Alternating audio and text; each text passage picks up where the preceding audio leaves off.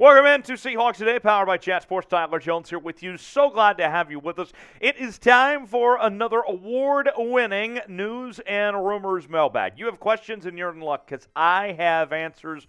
We will get to all of those and the hottest topics after the Seahawks loss to the San Francisco 49ers in just a few moments from right now. Before we do, folks, got to shout out my little sister, Ashley Jones, turns 23 years old today. It is her birthday. My only sibling.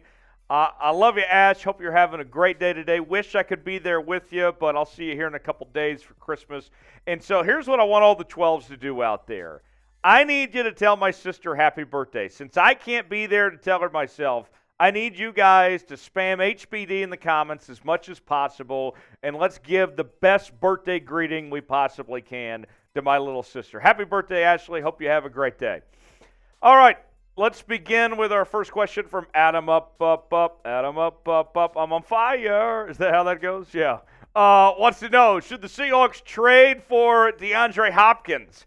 Can they? Okay, so there's two parts to that question. Should the Seahawks trade for DeAndre Hopkins? I mean, if they have the opportunity to do so, I wouldn't be opposed to it this upcoming offseason. They have certainly the draft capital to do that. That part of the equation, yes, they have what it takes, but trading within the division, I highly doubt the Arizona Cardinals are going to try to make the Seahawks stronger. So they have the assets to do it. I wouldn't be opposed to the idea, but I just don't see it happening. Now, you may be wondering, well, why would DeAndre Hopkins even be on the trade market? One of the top receivers in the league. Well, there's a few things that led to this. Back on Monday, Kyler Murray got hurt, and he is out for the remainder of the season and will miss most of next year with that ACL injury. Due to the timing of it, then we likely won't see Kyler Murray for the beginning of next year. You also have the future of Cliff Kingsbury. Their head coach is pretty uncertain at this point in time. Their GM, Steve Keim, is on a medical leave of absence, and he's not expected to be back, that they'll probably move on from him anyway. And then DeAndre Hopkins didn't make people within the organization in Arizona too happy when he was suspended the first 6 games of the year for PEDs, and they already kind of brought in his replacement when they traded for Marquise Brown last offseason from the Baltimore Ravens. So that kind of all of that is not great for DeAndre Hopkins as far as his possibility to stay in Arizona. I think they will be shopping him, but the idea of coming to the Seahawks, that might be a stretch. I love it. I would love to see him. Could you imagine DK, Tyler Lockett, and DeAndre Hopkins all together?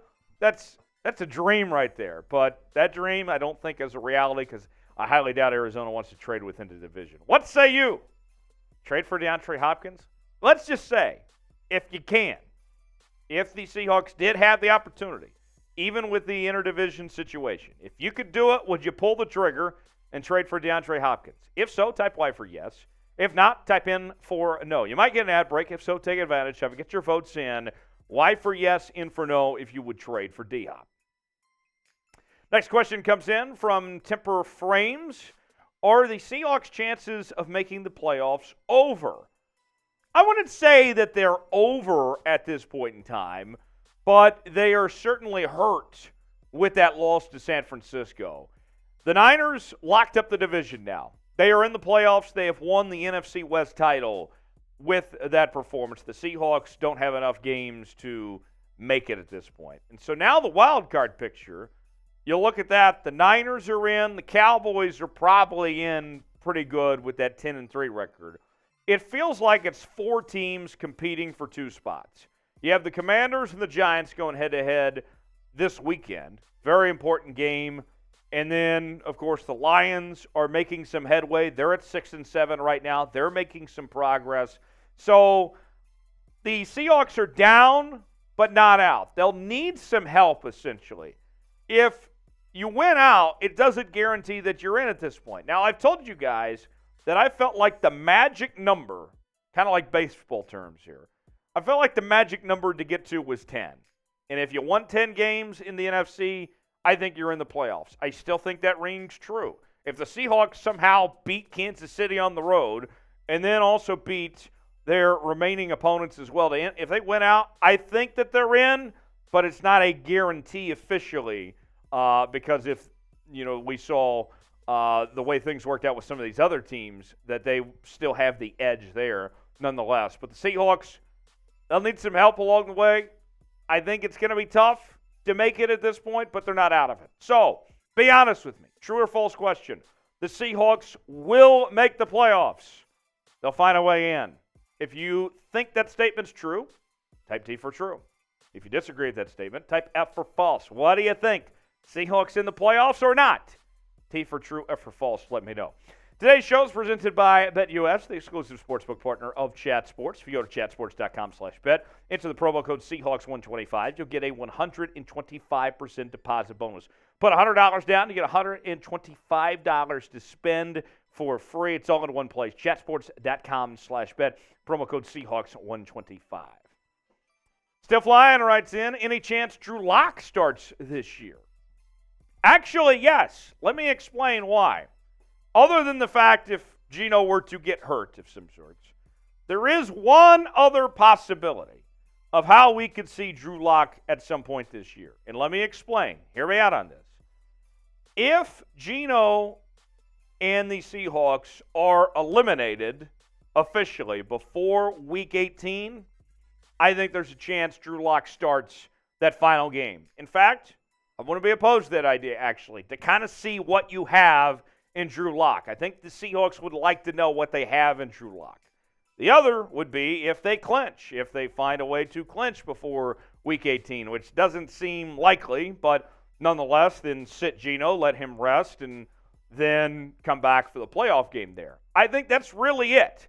It's a situation where everything's kind of figured out. That's the only way I see Drew Lock starting this year. Geno Smith has played at such a high level, has had such a good year. He's got the comeback player of the year in the bag at this point. To me, I think it is a possibility we see Drew Lock play, but it had to be one of those two circumstances. It would have to be the final game of the season, Week 18, and either the Seahawks have already clinched or they find themselves already eliminated, and the Seahawks want to see what they have in Drew Lock. So that's what it would take, or obviously an injury to Geno Smith. What happened to the run game, writes Gary? Well, that's a great question. Offensive line has not done their part, and it's in the interior in particular. I think the Seahawks are definitely going to be drafting at the guard and center positions and trying to replace with some younger pieces. You already have your tackles of the future, but what we've seen with both Charles Cross and Abraham Lucas is that they've gone through growing pains of sorts throughout the year. I like both players, and I think you have your bookend starting tackles for a long time, but it's just been some growing pains. And, the injuries have not helped this year. Losing Rashad Penny early in the year. You lost Kenneth Walker for a game. He came back. Kenneth Walker played okay, but he clearly wasn't fully up to speed 100% on Thursday night. And DJ Dallas has been gone. Travis Homer had that awful fumble that was inexcusable the other night when they desperately needed to go get points there. So, just a combination of things. I think it starts with the offensive line. The offensive line is not doing their part. And then just the injuries that have stacked up. So I think that we will see this run game return. The recipe is out there, folks. If the Seahawks run well, they win.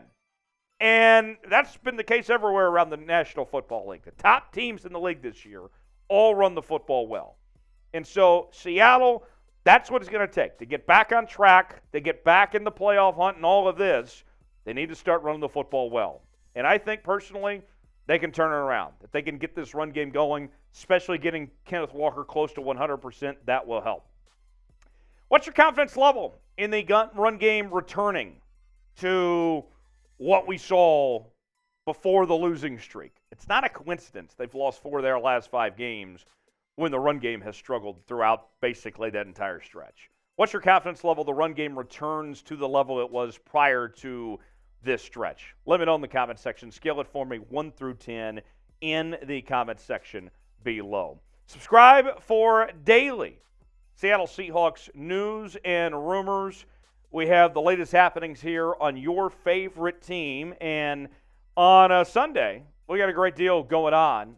Even though the Seahawks aren't playing, they've already played.